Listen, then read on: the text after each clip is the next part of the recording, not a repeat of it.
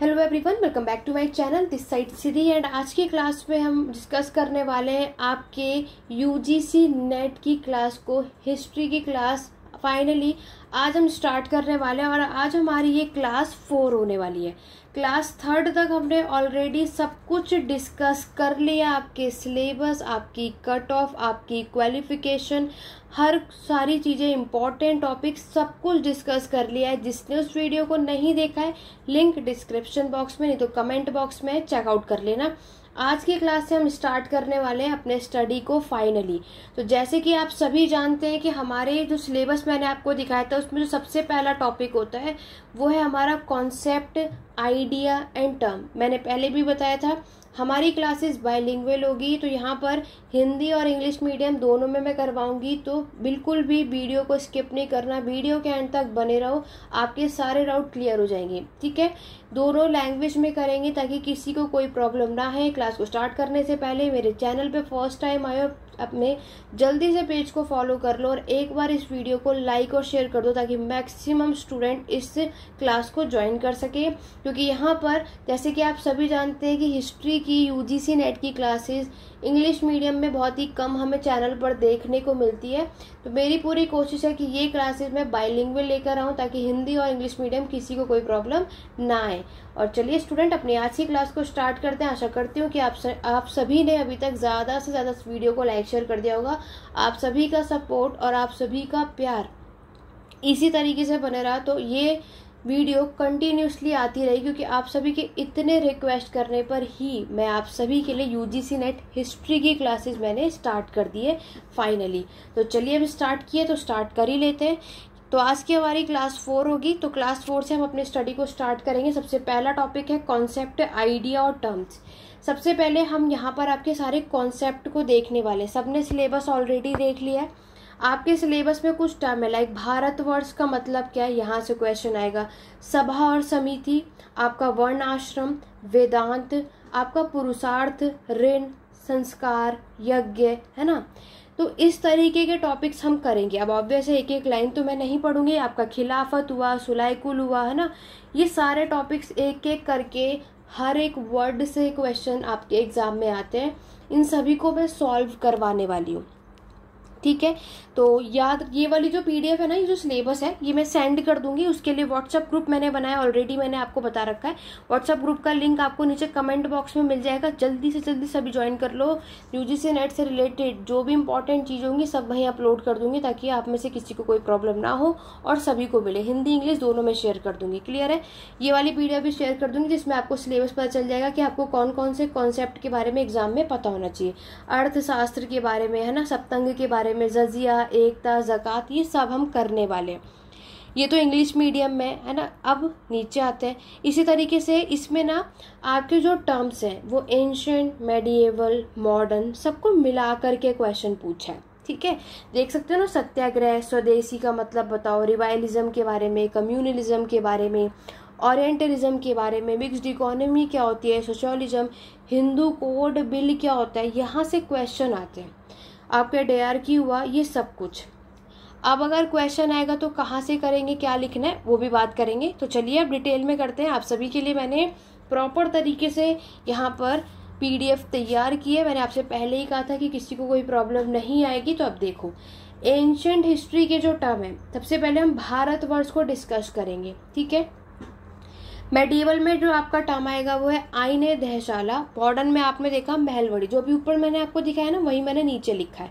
But जो ancient में जो टर्म है वो मैंने एंशिएंट में मेंशन किया है, मेडिवल का मेडिवल में, मॉडर्न का मॉडर्न यानी आधुनिक में।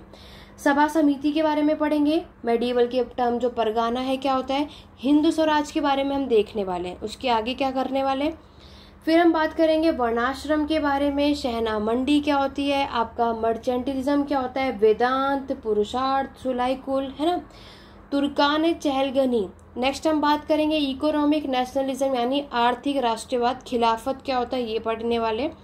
इसी तरीके से नेक्स्ट टर्म हम देखेंगे, ये सारे टर्म आपको पता होने चाहिए जो मैंने यहाँ पर नोट करे। एंशिएंट का एंशिएंट में करेंगे, मेडिएवल का मेडिएवल में करेंगे, मॉडर्न का मॉडर्न में करेंगे, वर्ल्ड का वर्ल्ड भी, रेनेसांस भी देखो इसीलिए इसमें ज्वाइन कर दिया है, आपके पुनर्जागरण की जो शुरुआत होती है ना उसकी। नेक्स्ट आप देखोगे आपको रिपब्लिक, एकता सिस्टम, आपका सेक्युलरिज्म, जनपद क्या होता है, जजिया टैक्स, ज़कात टैक्स, कर्म क्या है, डॉक्ट्रिन ऑफ कर्म। और ऑलरेडी ये सब मास्टर में आपने ऑलरेडी पढ़ लिया है, जो मास्टर्स नहीं कर रहे हैं, जो भी कर रहे हैं और अभी पढ़ने वाले हैं, तो अब अगर आप पढ़ रहे हो तो याद रखना कि ये सारी चीज़ें बहुत ध्यान से पढ़ना, क्योंकि अगर आप आने वाले दिनों में यूजीसी नेट के एग्ज़ाम की तैयारी करोगे तो मास्टर्स में अगर अच्छे से कर लोगे तो कोई इशू नहीं आएगा।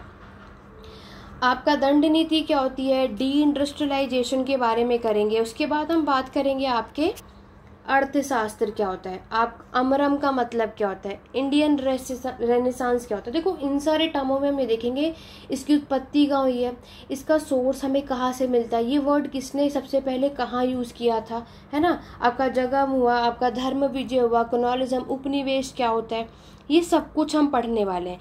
इसी तरीके से आपका स्तूप हुआ, स्लेव हुआ, ये सब को हम ये वर्ड एक एक करके डिस्कस करेंगे। हमारी क्लास यहीं से स्टार्ट होती है, ठीक है। तो ये मैंने सब कुछ कोई नहीं लिखा, बहुत सारे टर्म है, बिल्कुल आपको पता है ये बात। तो यहाँ पर मैंने अभी 16 बताया है, तो आपको ना इजी रहेगा। अगर आप लोग जब अपने एग्जाम की तैयारी करो, सुनो कॉपी और पेन लेकर बैठना आप सभी। तो जैसे कि आपको पता है कि हमारी क्लास का टाइमिंग क्या है, 9 PM रात के 9 बजे होगा, तो ये आपको ऑलरेडी याद रखना है। बाकी लिंक व्हाट्सएप ग्रुप में मिला करेगा, जब भी अपलोड होगी वीडियो तो नोटिफिकेशन के लिए जल्दी से ग्रुप को ज्वाइन कर लो। तो ये मैंने कुछ ही टर्म लिखे, सारे नहीं लिखे क्योंकि बहुत सारे थे। आप चाहो तो इस तरीके से ये लिस्ट बना सकते हो, जैसे मैंने आपको यहाँ पर एक आइडिया दे दिया है कि एंशिएंट का कौन सा टर्म है, मेडिएवल का और मॉडर्न, इससे पढ़ने में थोड़ा ईजी हो जाता है, ठीक है। अब देखो हिंदी मीडियम वालों के लिए भी रखा है, बेफिक्र रहो, आपके हिंदी में भी रखा है विचार, आपकी शब्दावलियाँ, जिसमें हम भारतवर्ष के बारे में जानेंगे, वेदांत क्या होता है, आपके संस्कार कौन कौन से होते हैं, जनपद क्या होता है, सभा समिति के बारे में पढ़ने वाले हैं, पुरुषार्थ के बारे में, वर्ण आश्रम क्या होता है, शरण क्या होता है, गणतंत्र क्या होता है, धर्म विजय। तो ये हिंदी मीडियम, तो ये वाली जो मैं आपको शेयर कर दूंगी, ठीक है। आपका जो सिलेबस में ऑलरेडी है, आपका श्रेणी क्या होता है, विष्टि के बारे में पढ़ेंगे, स्त्री धन के बारे में, अग्रहार, आईने दहशाला, इसमें से कई ऐसे टर्म है जो आपको ऑलरेडी पता है। बट यहाँ पर अब हम जो एग्ज़ाम की तैयारी करेंगे वो है यूजीसी नेट, मतलब समझ रहे हो आप।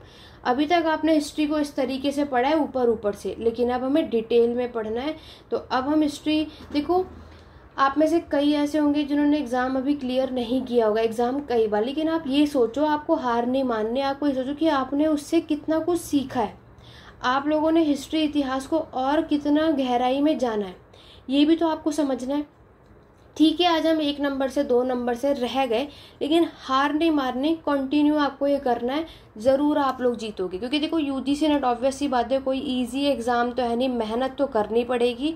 और अगर हार भी गए तो कोई बात नहीं, हार के बाद ही जीत होती है और उसकी खुशी एक अलग ही होती है। तो इससे अच्छा है कि हम अपनी मेहनत को कंटिन्यू करते रहें। तो ये आपके हिंदी में टर्म है, इंग्लिश में भी मैंने ऊपर आपको सारे दिखा दिए, वही same as it is. Hindi वाले स्टूडेंट के लिए मैंने यहाँ पर लगाया ताकि किसी को कोई भी प्रॉब्लम ना आए। और ये जो आप टर्म देख रहे हो ना, आपके पुनः परिवर्तन, या इसे आप कह सकते हो ना पुनर्जागरण, आपके रेनेसांस को लिखा है। प्राच्य निरंकुशवाद, आपके वी औद्योगिकरण, डी इंडस्ट्रियलाइजेशन की बात कर रहे हैं। प्राच्यवाद हो गया, संप्रदाय, आपके संप्रदायवाद यहाँ पर लिखा है। आर्थिक अपवाहन क्या होता है, ये सब कुछ करेंगे, ठीक है। तो ये सारे टर्म लिख लो, और इतिहास लेखन में जो भी आचार और चरित्र है वो सब कुछ हम यहाँ पर 1 बाय 1 डिटेल में डिस्कस करेंगे। तो ये है आपका पूरा क्या कॉन्सेप्ट, टर्म्स जो हमें याद करना है। एग्जाम में यहाँ से कहीं से कुछ भी आ सकता है, तो इसके लिए हमें इतनी नॉलेज होनी चाहिए।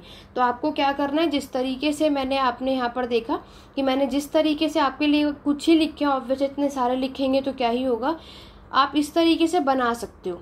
एंशिएंट, मेडिएवल, मॉडर्न का इस तरीके से आप अलग अलग डिवाइड कर सकते हो कि एंशिएंट के ये टर्म है, तो इससे क्या होगा, आपको आइडिया होगा कि मैंने एंशिएंट के इतने टर्म कर लिए हैं, मेडिएवल की इतनी नॉलेज है, मॉडर्न की इतनी है। मिक्सअप में रहेगा तो इशू होता है कि अरे आज हमें ये पता है या ये नहीं पता, ठीक है। तो आज की क्लास में हम लोग सिर्फ जानेंगे आपके भारतवर्ष के बारे में, ठीक है।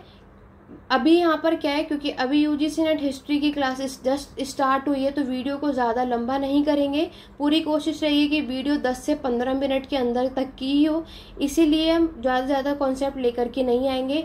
अगर आप लोगों का रिस्पॉन्स अच्छा रहा तो वीडियो की जो ड्यूरेशन है वो बढ़ाते रहेंगे।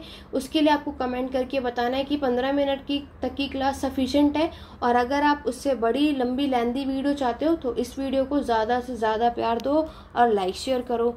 चलो, तो यहाँ पर अब हम बात करेंगे सबसे पहला टर्म भारतवर्ष। जल्दी जल्दी सभी कमेंट करके बताएंगे आप सभी को जितनी भी भारतवर्ष से रिलेटेड नॉलेज है वो आपको, अगर एग्जाम में इससे रिलेटेड कुछ भी अगर पॉइंट पता है तो आप क्या क्या बताना चाहोगे कि भारतवर्ष की उत्पत्ति कहाँ से हुई, इसको हम और किस किस नाम से जानते हैं, ये सब कुछ आपको बताना है। जितने भी स्टूडेंट अभी देख रहे हो, बाद में देख रहे हो, सभी को कमेंट करना है, क्योंकि यहाँ पर स्टडी सिर्फ मैं नहीं करूँगी, आप भी साथ साथ करेंगे, और दोनों तरफ से रिस्पांस अच्छा रहा और दोनों ही इक्वल पढ़ेंगे तो आपको भी सीखने को मिलेगा और मुझे भी। यहाँ पर मैं आपको सारे कॉन्सेप्ट टर्म्स के बारे में करवाऊंगी तो ज़रूर, लेकिन आपको इस बात का ध्यान रखना है कि अगर उसके एक्स्ट्रा पॉइंट भी आपको पता है तो कमेंट बॉक्स में ज़रूर मेंशन करना कि इसमें हम ये भी कर सकते हैं। बाय चांस मेरे से कोई चीज़ स्किप हो जाए या छूट जाए तो आप लोग कमेंट में वो बता सकते हैं, ताकि और भी चीज़ें ऐड होती रहे। तो इस तरीके से हम दोनों ही स्टडी करते रहेंगे और एक दूसरे को सिखाते रहेंगे, राइट। तो चलिए स्टार्ट करते हैं। जल्दी से एक बार इस वीडियो को लाइक शेयर कर दो, और फॉलो अभी तक नहीं किया तो फटाफट से फॉलो कर लो, फटाफट से। आप सभी के कहने पर यूजीसी नेट की हिस्ट्री क्लासेस स्टार्ट हो गई है। अब देखते हैं कि आप सभी का रिस्पॉन्स कैसा रहता है। तो देखो, मैंने अपनी तरफ से पूरी मेहनत की है। आप देख सकते हो कि मैंने इंग्लिश और हिंदी मीडियम में लगाया है, और जो ऊपर पॉइंट नहीं थे वो मैंने नीचे भी मेंशन किया है। तो आप सभी के लिए मैंने इतनी मेहनत करी है कि कोई भी पॉइंट स्किप ना हो। इसी तरीके से आगे के भी हैं, तो इसीलिए आप सभी को इस वीडियो को ज़्यादा से ज़्यादा शेयर करना है। क्लास कैसी लगी कमेंट करके ज़रूर बताना। चलो, अब बातें कम करके काम पर ज़्यादा ध्यान देंगे। बाकी आपको जैसा लगेगा क्लास उसके अकॉर्डिंगली तो आपका प्यार बना ही रहेगा। भारतवर्ष, भारत का मतलब हमें पता है, इसको 3 नाम से जानते हैं। पहला होता है आपका भारत, दूसरा हम इसको हिंदुस्तान के नाम से जानते हैं, तीसरा आप इसको इंडिया के नाम से जानते हो, ठीक है। भारतवर्ष का नाम जो है वो एक राजा रूलर भरत के नाम पे पड़ा है, ठीक है। मैक्सिमम स्टूडेंट को इसके बारे में ज़रूर पता है। फिर ये किसके बेटे थे, एग्जाम में पूछा जाता है, शकुंतला और दुष्यंत। एग्जाम में ये क्वेश्चन आता है। तो भारतवर्ष जो है इस ये क्या कहा जाता है कि भरत जो है, इनके नाम से हम इनको भारत बुलाया जाता है। ये किसके बेटे थे, शकुंतला और दुष्यंत के। दूसरा, भारतवर्ष का मतलब क्या बोला जाता है, यह क्या है, द लैंड ऑफ भारत। किसकी भूमि है, आपके भारत की। उसके बाद ये किस में मेंशन है, विष्णु पुराण। वेरी इंपॉर्टेंट, देखो जितने इंपॉर्टेंट फैक्ट्स हैं हाईलाइट कर रखा है मैंने, अंडरलाइन कर रखा, हाईलाइट जो हमें यूजीसी नेट के लिए याद होने चाहिए। विष्णु पुराण में मेंशन है कि ये भरत की लैंड थी, जो ये राजा है ना, इसी के नाम पे तो ये भारत का नाम पड़ा है, ठीक है। और ये बातें किस में मेंशन है, विष्णु पुराण। एग्जाम में पूछे जाए तो क्या बताएंगे, विष्णु पुराण। विष्णु पुराण में ये बात भी मेंशन है, द कंट्री वर्षम दैट लाई, मतलब ऐसा देश जहाँ पर नॉर्थ और जहाँ पर आपका पूरा द्वीप है, ओशन है, और साउथ जो दक्षिण वाला एरिया ना, जहाँ पूरा आपका स्नो, पूरा बर्फ वाला जो पूरा पहाड़ है, उसे हम भारतवर्षम के नाम से जानते हैं। ये क्वेश्चन आ सकता है एग्जाम में। एक तो मैंने विष्णु पुराण आपको याद रखना है कि किस पुराण में ये बात मेंशन है, क्योंकि आप सभी जानते हो टोटल 18 पुराण होते हैं। 18 पुराण में ये मेंशन है कि भारतवर्ष कौन सा वाला एरिया माना जाता है। तो देखो एग्जाम में घुमा देंगे, नॉर्थ में ओशन बताया है, द्वीप बताया मैंने आपको, और साउथ में स्नोई माउंटेन बताया। तो ये उल्टा कर देंगे, आपको यहाँ पर दे देंगे नॉर्थ और यहाँ पर दे देंगे साउथ। तो ये गलतियाँ नहीं होनी चाहिए, ठीक है। उसके बाद आगे चलेंगे। नेक्स्ट आप देखोगे कि यहाँ पर हमें देखने को मिलता है the area of continent that lies south of the Himalaya is called Bharatvarsh. मैंने आपको क्या बताया कि हमारे जो दक्षिण वाला पार्ट है, साउथ वाला जो वहाँ पे जो कॉन्टिनेंट आते हैं हिमालय के, वो हमारा भारतवर्ष कहलाता है। और साथ ही इसे हम आर्यव्रत भी कहते हैं। वेरी इंपॉर्टेंट, क्या कहते हो? आर्यव्रत।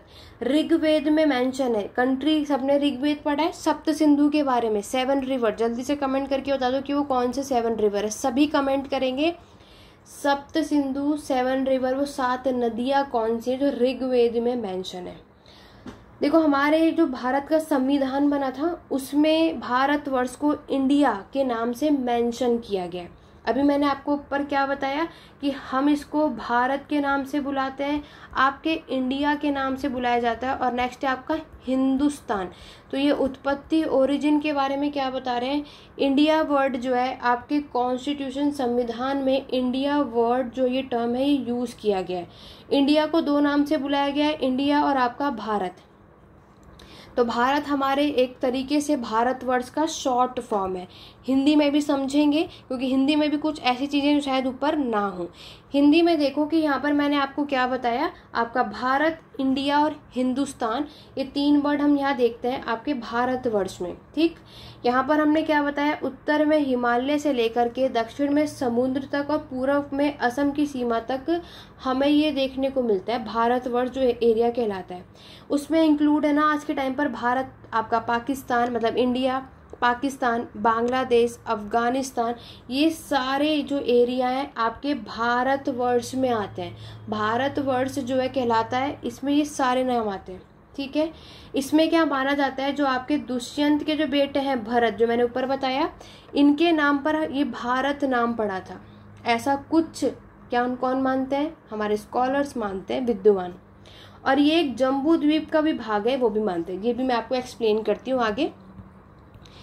यहाँ पर आपके ईरानियों ने, उन्होंने क्या बोला, हिंद जो वर्ड है, हिंदुस्तान, हिंद कहा है। कैसे, यहाँ आपके ईरान एग्जाम में क्वेश्चन आएगा तो ईरानियन ने क्या वर्ड दिया है, आपके हिंद वर्ड दिया है ईरानियन ने। यही अगर मैं यूनानी मतलब आपके ग्रीक की बात कर रहे हैं, ग्रीक ने इसे इंडिया बुलाया है। क्या बुलाया है, इंडिया। ईरानियन ने क्या बुलाया है, हिंद। और आपके जो इसिंग है, ये आपको पता है ना, चाइनीज ट्रेवलर है इसिंग, तो चाइनीज ट्रेवलर ने आपके इसको ब्रह्म राष्ट्र बताया है। क्या बताया है, ब्रह्म राष्ट्र। लिख लेते हैं, इंग्लिश वाले चाहो तो लिख लो, हिंदी में तो लिखा ही है आपके ब्रह्म राष्ट्र। हिंदी में भी ऐसे, इंग्लिश में भी ऐसे लिखना है, कुछ अलग नहीं लिखना कि आपको ब्रह्मा और फिर राष्ट्र को नेशन लिखना है, बिल्कुल भी नहीं। ब्रह्म राष्ट्र किसने बताया, चाइनीज का जो ट्रैवलर था ना इसिंग, इसने बताया, अब ब्रह्म राष्ट्र नाम बताया। अब जो कुछ ऊपर भारतवर्ष से रिलेटेड जो चीजें स्किप हो गई हैं वो नीचे देख लेते हैं। याद रखना आपके भारतवर्ष जो टर्म है, हमें ये वर्ड हाथी गुम्फा इंस्क्रिप्शन, शिलालेख या अभिलेख में भी ये नाम देखने को मिलता है। ऐसा बताया जाता है मत्स्य पुराण में, वो विष्णु पुराण था, ये मत्स्य पुराण है। मत्स्य पुराण में बताया गया कि भारतवर्ष में टोटल कितने भाग हैं, 9। कितने भाग हैं, टोटल 9 पार्ट है। और क्या पॉइंट याद रखोगे, नेक्स्ट आपको याद रखना है मनुस्मृति और आपके भागवत पुराण में देव निर्मित देश है, ये इसमें मेंशन है। पांडनी की बुक सबको पता है, 8 अध्याय, उसमें क्या बताया गया है कि भारत में पहले कितने जनपद हुआ करते थे, 22। तो 22 में से एक जनपद हमारा भारत भी आता है। आज हम पढ़ते हैं ना 16 महाजनपद, याद है सबको, 16 महाजनपद, लेकिन उससे पहले कितने हुआ करते थे, 22 हुआ करते थे, 22। बोला क्या गया है किसमें, पांडनी की 8 अध्याय में क्या बताया है कि हमारे पास 22 जनपद में से एक, उसी में एक हमारा भारत भी आता है।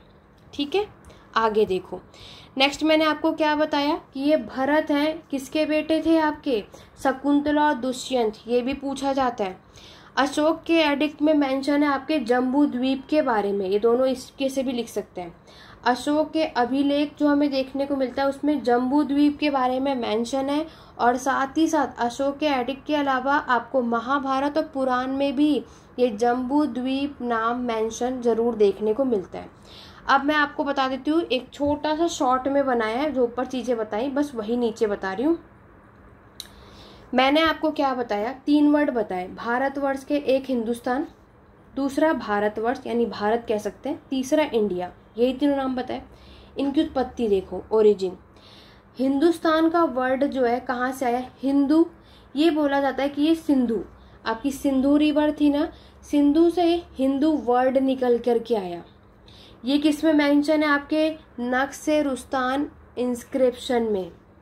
नक्श-ए-रुस्तान जो आपकी अभिलेख या शिलालेख है उसमें बताया है जो हिंदुस्तान वर्ड है वो आपके सिंधु नदी से निकल कर आया। सिंधु, हिंदू। क्लियर?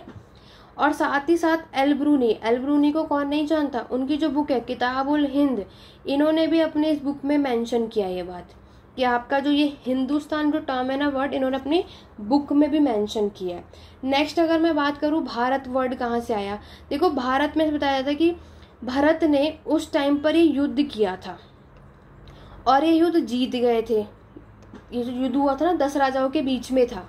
तो भारत वर्ष में क्या बताया है कि भारत जो आपका वर्ड आया है, भरत जो है वो इस युद्ध को जीत जाते हैं, तब जाकर ये नाम पड़ जाता है।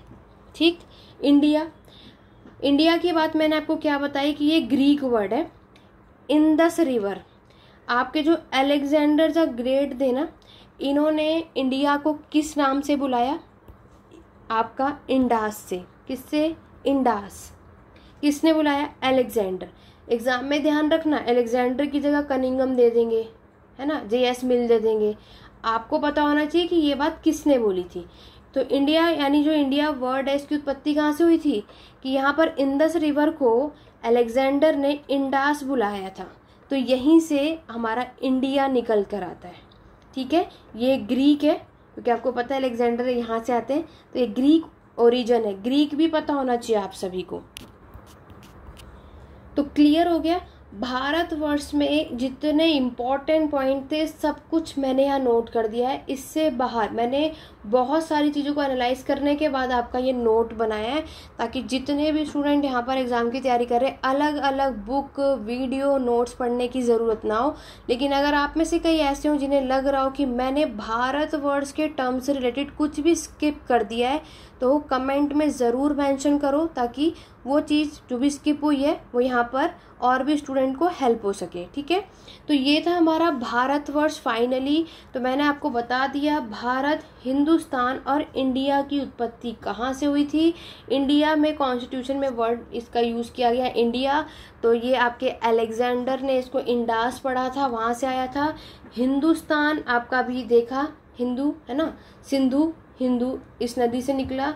भारत जो है जो भरत राजा था उसके नाम से ये भारत पड़ा था। तो ये थे हमारे भारतवर्ष, जिसको हम आर्यव्रत भी कहते हैं, नोट कर लेना। साथ में जितने सोर्सेज बताए हैं, विष्णु पुराण मैंने हाईलाइट कर रखा है, जितनी चीज़ें हाईलाइट की हैं एग्जाम में क्वेश्चन मिलेंगे आपको यहीं से। ठीक है। जितने भी चीज़ें हाईलाइट की हैं कुछ भी स्किप मत करना। नोट्स प्रिपेयर करोगे तो जो भी चीज़ हाईलाइट किया ना मैंने, ये सब कुछ नोट कर लेना।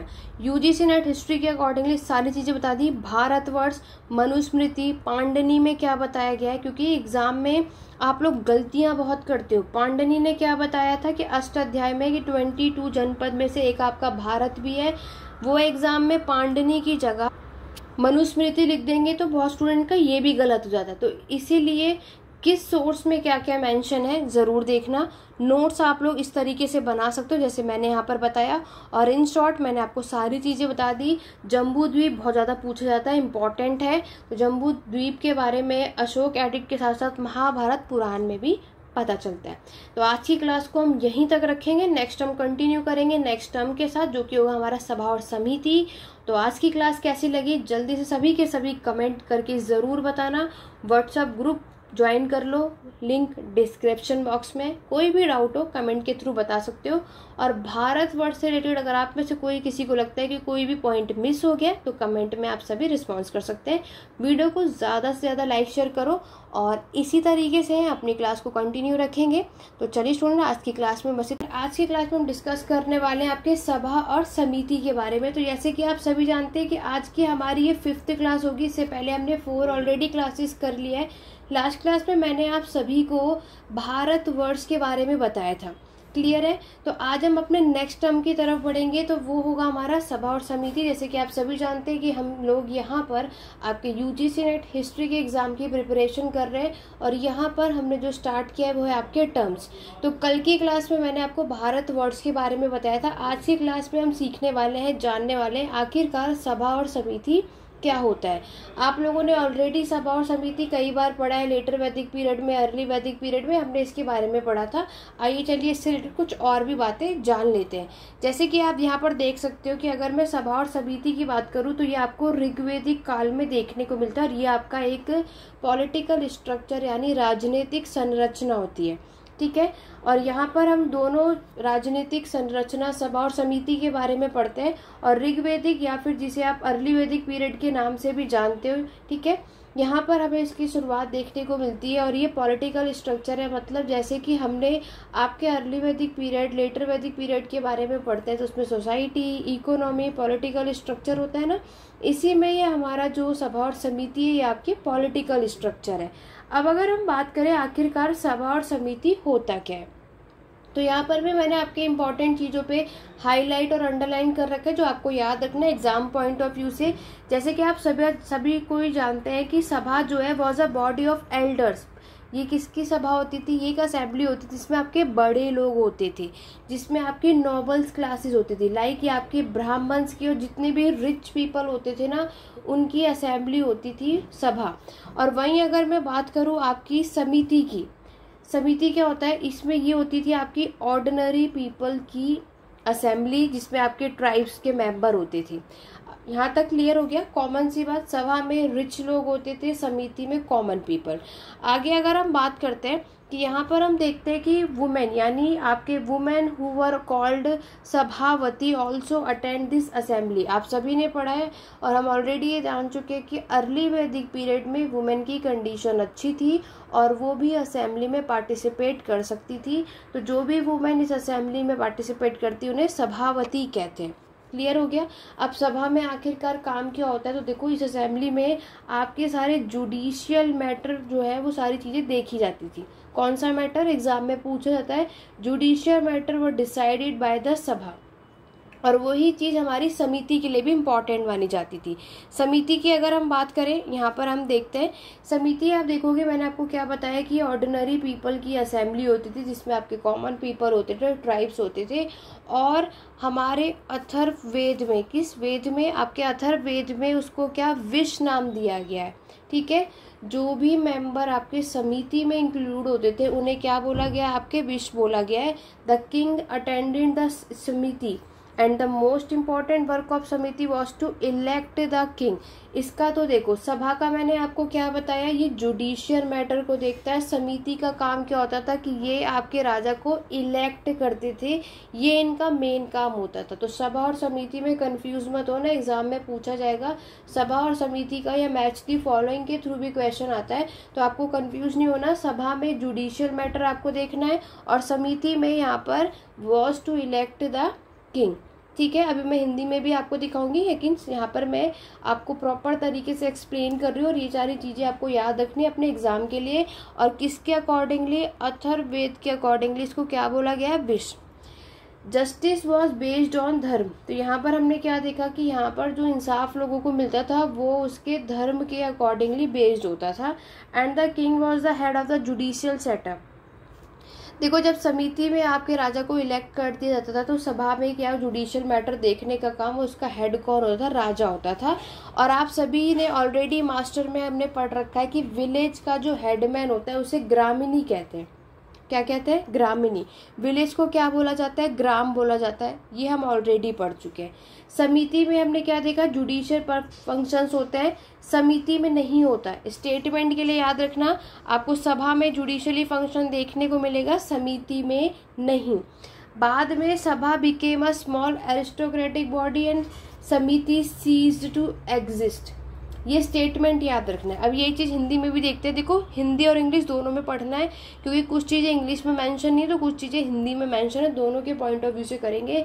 सभा और समिति हमने देखा कि ये हमें आपके अर्ली वैदिक पीरियड में देखने को मिलता है। इसका सर्वप्रथम जो सोर्स है आपके ऋग्वेद में मिलता है देखने को।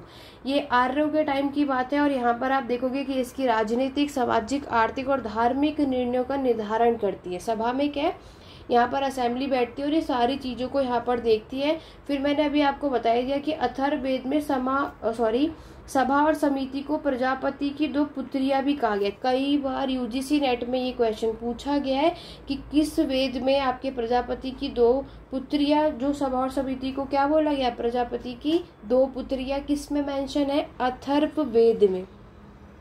समिति में मैंने आपको बता दिया, इसमें आपके आम आदमी आते हैं, जनसाधारण लोग आपको यहाँ पर देखने को मिलते हैं। समिति का मेन काम क्या है, राजा का चुनाव करना था, ठीक है।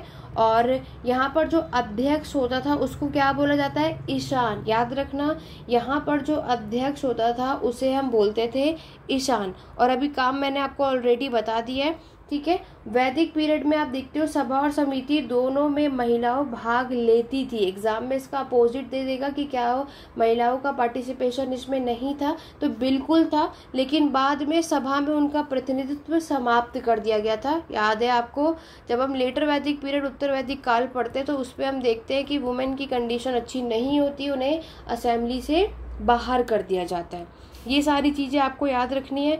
अब जो चीज़ें ऊपर मेंशन नहीं है सभा समिति से रिलेटेड, वो मैंने नीचे मेंशन की है। तो आइए चलिए देखते हैं कि क्या क्या चीज़ें आपको याद रखनी है। देखो ऋग्वेद में, याद रखना, ऋग्वेद में सभा को क्या बोला गया है, आपका किल वस्त पद। ऋग्वेद में सभा के लिए क्या वर्ड यूज हुआ है, किल वस्त पद। इंग्लिश और हिंदी दोनों में मेंशन किया है। अथर्ववेद में सभा के लिए वर्ड जो यूज हुआ है वो नरिष्ठा और सप्त संसद। नरिष्ठा और सप्त संसद जो है अथर्ववेद में आपके सभा के लिए वर्ड यूज हुआ है। सभा में जो मिनिस्टर होते हैं, जो अध्यक्ष होते हैं, उन्हें सभ्य बोला गया है। क्या बोला गया है, सभ्य बोला गया। ये टर्म आपको याद रखना है। वहीं जो आपके जितने भी सभा में मेंबर होते हैं उन्हें क्या बोला जाता है, सुजात। सभा में जो भी सदस्य होते हैं, जितने भी लोग इस असेंबली में आते हैं, उस मेंबर को सुजात बोला जाता है। तो आप यहाँ देख सकते हो, ये आपका सभा और समिति के बारे में मैंने आपको बताया। तो ये था हमारा सभा और समिति। तो यहाँ पर हमने समझ लिया समिति कॉमन पीपल का होता है, कॉमन पीपल, और यहाँ पर इनका काम होता है राजा को चुनने का, इनको इलेक्ट करने का। वहीं अगर मैं आपकी सभा की बात करूँ तो सभा के बारे में मैंने आपको क्या बताया कि सभा में आपको देखने को मिलता है, ये आपका जुडिशियल मैटर को देखते हैं, ठीक है।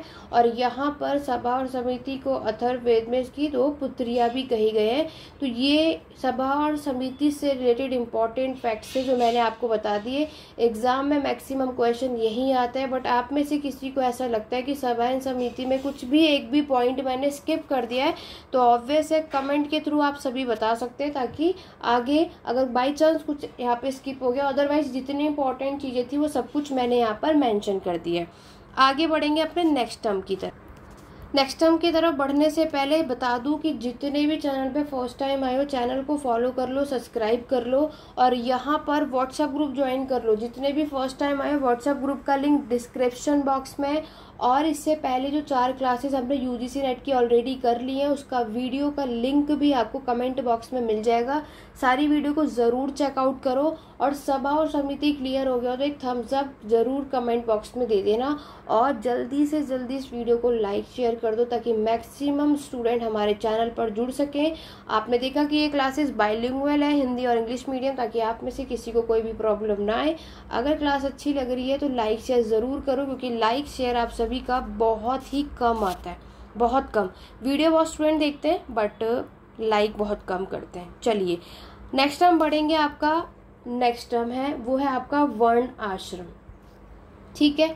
वर्ण आश्रम आपने देखा कि ये आपके वर्ण और आश्रम 2 वर्ड को मिलाकर के बना है। वर्ण मतलब आपको ऑलरेडी पता है क्या होता है, कलर, यही होता है।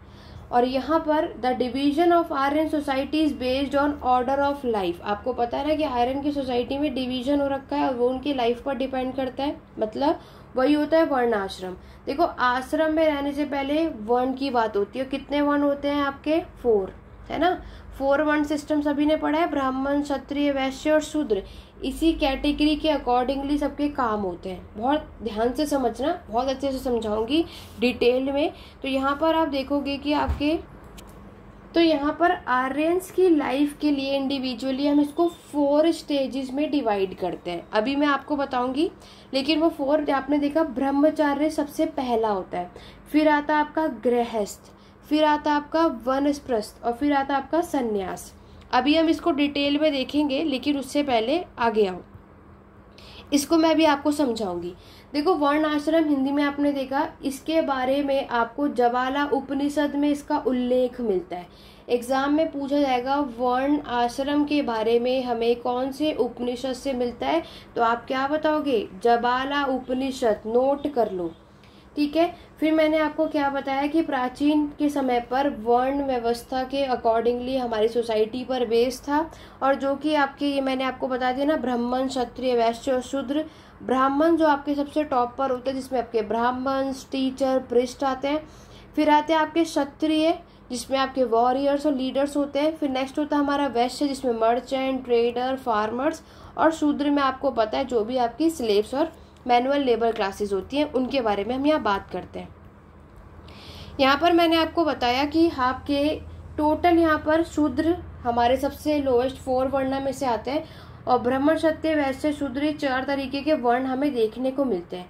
अब ये भी ध्यान से समझो, क्योंकि मैंने आपको क्या बताया कि ये 2 वर्ण और आश्रम से मिलकर के वर्ड बना है। तो वर्ण के बारे में मैंने आपको बताया, वर्ण के बारे में ऋग्वेद के 10वें मंडल के पुरुष सूक्त में हमें ये चारों के चारों यानी 4 वर्ण सिस्टम के बारे में पता चलता है, इसका उल्लेख मिलता है। वेरी इंपॉर्टेंट, नोट कर लो, एग्जाम में ये क्वेश्चन पूछे जाते हैं कि ऋग्वेद के कौन से मंडल में हमें आपके ये 4 वर्ण सिस्टम के बारे में पता चलता है। तो वो है आपके पुरुष सूक्त, ऋग्वेद के 10वें मंडल में, ठीक है।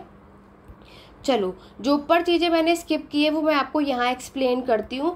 जैसे मैंने आपको बताया, सबसे पहली लाइफ होती है ब्रह्मचार्य, फिर होता है आपका गृहस्थ, फिर होता है आपका वानप्रस्थ और फिर होता है आपका सन्यास। देखो, अगर हम इसको समझे तो पहला जो ब्रह्मचार्य है ये होता है हमारा स्टूडेंट लाइफ, जब हम बच्चे होते हैं, जब हम एजुकेशन शिक्षा लेते हैं, जब हमारा फ्यूचर बनाने में रहता है, जब हमें क्या करना होता है, रोजगार। अब जब हमने पढ़ाई लिखाई कर ली, शिक्षा ग्रहण कर ली, पैसे कमाए, उसके बाद आपका गृहस्थ का जीवन आता है, ठीक है। अब शादी करने का टाइम आ चुका है, फिर उसमें आपका जो भी रिस्पॉन्सिबिलिटी है वो सब कुछ करने के बाद 3rd स्टेज आती है आपकी कि अब बस ठीक है, बहुत हुआ, जितना भी हमें करना था कर लिया। एक एज आ जाती है ना, और फिर हम सब कुछ छोड़ देते हैं, भगवान में ध्यान लगाते हैं। इन शॉर्ट अगर हम ये कहें तो, और एट दी एंड क्या, संन्यास लेते हैं, सब कुछ को त्याग देते हैं। यही चीजें आपकी आती है। नीचे और अच्छे तरीके से समझते हैं। देखो, मैंने आपको बताया वर्ण का मतलब होता है कलर, और ये आपका एक संस्कृत वर्ड है। ये सजेस्ट क्या करता है, आपकी 4 क्लासेस जो कि ब्राह्मण, क्षत्रिय, वैश्य और शूद्र है। यहाँ पर मैंने आश्रम के बारे में क्या बताया, वर्ण और आश्रम को मिला के वर्ण आश्रम बनाए। आश्रम के बारे में ज्वाला उपनिषद में मेंशन है। वर्ण के बारे में ऋग्वेद के 10वें मंडल के पुरुष सूक्त में वर्ण के बारे में बताया है, जो कि कितने वर्ण होते हैं, 4 वर्ण, ब्राह्मण, क्षत्रिय, वैश्य, शूद्र। क्यों, क्या क्या कैटेगरी है वो आपको पता है। जल्दी से सभी के सभी कमेंट करके बताएंगे कि इन्हें हमारी बॉडी पार्ट से कैसे कनेक्ट किया है। ब्राह्मण को किससे कनेक्ट किया गया, क्षत्रिय को, वैश्य को, शूद्र को, सभी को कमेंट करके बताना है। आप सभी चाहे इस वीडियो को कभी भी देख रहे हो, लेकिन सभी को कमेंट करके बताना है कि ब्राह्मण, क्षत्रिय, वैश्य और शूद्र को हमारे बॉडी के किस किस पार्ट से कनेक्ट किया जाता है, ठीक है। आगे बढ़ते हैं। तो यहाँ तक आपको सारी बातें क्लियर हो गई। ऊपर चलते हैं। अब देखो, यहाँ पर मैंने आपको चीज़ें स्किप करी। तो मैंने आपको क्या बताया, ब्रह्मचार्य का मतलब होता है स्टूडेंट लाइफ, जब हमारा स्टूडेंट की लाइफ होती है। गृहस्थ मतलब हमारा हाउस होल्ड। वानप्रस्थ मतलब रिटायर्ड लाइफ, कि अब हमने सारे काम कर लिए, अब रिटायर का टाइम आया। और डिवोशनल लाइफ होता है सन्यास। ये चीज़ें याद रखनी, एग्जाम में पूछी जाती है। मैच द फॉलोइंग के थ्रू भी आता है, क्रोनोलॉजिकल में भी आ सकता है कि पहले कौन सा आता है बाद में कौन सा आता है। तो ये सारी चीज़ें आपको पता होनी चाहिए, ठीक है। तो वर्ण आश्रम में जो भी इम्पोर्टेंट फैक्ट्स थे हमने ये देख लिया कि वर्ण और आश्रम दो वर्ड को मिला करके हर वर्ण के अकॉर्डिंगली हमने देखा कि हमारी लाइफ में 4 स्टेजेस आती है। पहले ब्रह्मचार्य की, फिर गृहस्थ बनते हैं, फिर वानप्रस्थ बनते हैं, फिर संन्यास का टाइम आता है और इस तरीके से हमारा पूरा जीवन व्यतीत होता है। ठीक है, तो ये आपने कम्प्लीटली वर्ण आश्रम के बारे में देख लिया और इम्पॉर्टेंट चीज़ें हिंदी और इंग्लिश मीडियम दोनों में मैंने आपको बताया है। और यहाँ पर हाईलाइट कर लो, मतलब मैंने अंडरलाइन हाईलाइट कर रखा और जो जो इम्पोर्टेंट है एग्जाम में पूछा जाता है आप लोगों ने इसको इसी तरीके से अपने नोट्स को प्रिपेयर करना है। और यहाँ से रिलेटेड भी अगर आपको कुछ एक्स्ट्रा पॉइंट जो लगता है मैंने स्किप कर दिया, कमेंट के थ्रू आप सभी बता सकते हैं। आशा करती हूँ कि आज की क्लास हेल्पफुल रही होगी। तो जैसे कि मैंने आपको पहले भी कहा था कि अभी हम ज़्यादा बड़ी वीडियो नहीं बनाएंगे।